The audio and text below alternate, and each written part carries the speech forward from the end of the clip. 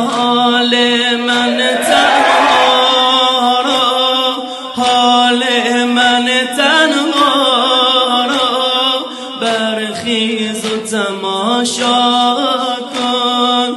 در خانه که می آید در بر رخ من وا کن.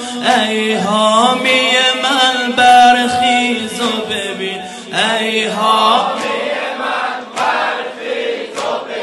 شد فاتح خیبر خان